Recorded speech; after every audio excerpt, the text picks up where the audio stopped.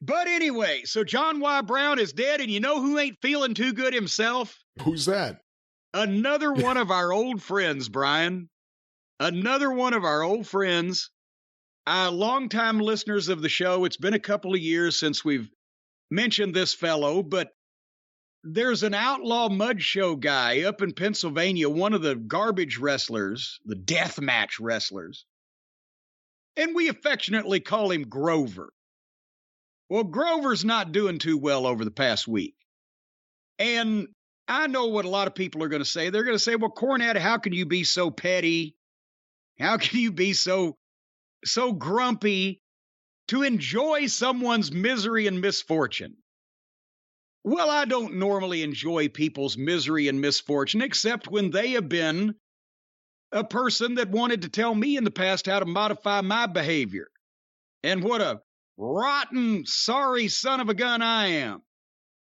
And then when the truth comes out about these people, I sometimes make mention of it. Well, old Grover, apparently what is the date here? This is the date of his arraignment. He was arrested, a week or two ago, and he was arraigned in Pennsylvania on the 22nd. And according to our friends, at pwinsider.com, but they are taking a local news report, WTAJ television reported this, that the cops, apparently they see a suspicious looking car with two people inside. And they go up to this car, and I don't know who the guy in it with him was. Some apparently 60-year-old man was in the car along with our friend Grover, who was passed out in the driver's seat. And when the police revived him apparently with Narcan, that's that stuff they give people to bring them back from a drug overdose, right? That's correct. Yeah. Well, after they brought old Grover out of his nap with Narcan, he was able to admit to them that he had snorted 10 bags of heroin. Jesus. Now, we didn't say, I don't know whether these hefty bags, are these grocery bags? I don't think they're that big, no. It did a Ziploc bags. I don't know. It didn't say, alligator bags. I don't know. It didn't say what the size or quantity that it would hold of the bags are, but he snorted 10 bags of heroin and was found to have methamphetamine on his person. Oh. And a search of the car discovered 25 grams of over 25 grams of possible meth, marijuana, other heroin packets, mushrooms, alprazolam. What's that? That is a pharmaceutical pill. Goddamn. It's a generic name for something that we'd recognize, and I can't remember what. Okay. Along with paraphernalia and $181 in cash. Oh, so they're dealing. Well, maybe he just, he sold something and then pulled over to the side of the road to take a nap with some 60-year-old man in the car with him. Pennsylvania court records indicate that Grover has been charged with manufacture, delivery, or possession with intent to manufacture or deliver, which is a felony, violation of hazard regulation, use and possession of drug paraphernalia, intentional possession of a controlled substance by a person not registered. So he's not registered. I bet you he's been registered since then. Possession of marijuana for small personal use, driving under influence of alcohol or a controlled substance, failure to keep right. Boy, he did take a left turn somewhere in his life. Wait a minute. Wait, hold on. That came out of left field. What failure to keep right? Where was he? I have a feeling they may have been sitting on the wrong side of the road. I don't know. Were they in the middle of the road with him behind the wheel? Who knows? They were asleep. We don't know. Failure to use safety belt for driver and front seat occupant, and careless driving.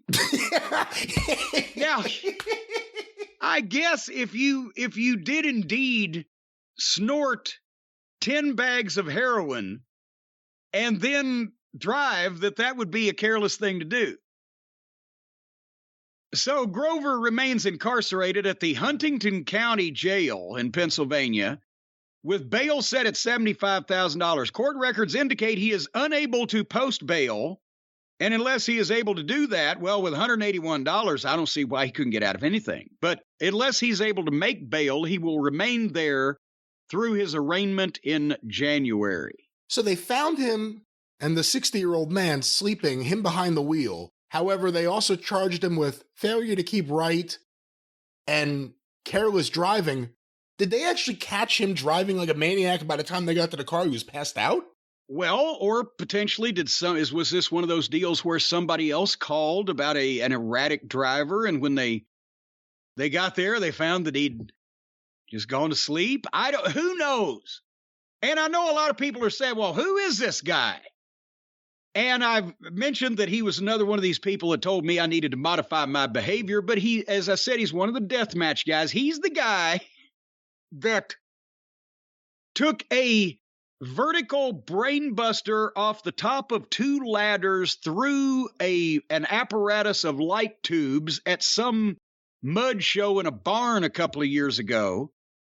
And the clip went out on Twitter, and apparently, imagine this. I can't imagine how in the world this happened.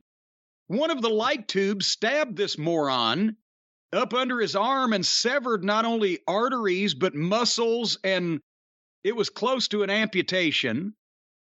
And I made a remark about it. Well, I hope the fans were lucky if they stopped the show so that everybody could watch him bleed out, and oh my gosh, he took offense, and all the garbage deathmatch wrestling fans took offense. How dare a horrible person like Jim Cornette say horrible things about this wonderful person who just wants to wrestle and show his art.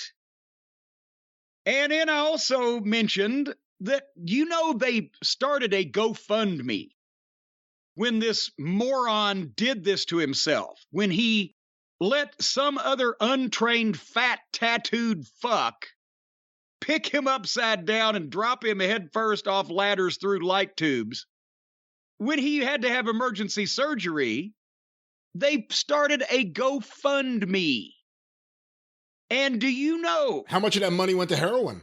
Well, I was about to say, do you know people actually gave this fucking guy money for something that he did to himself through his own carelessness and stupidity.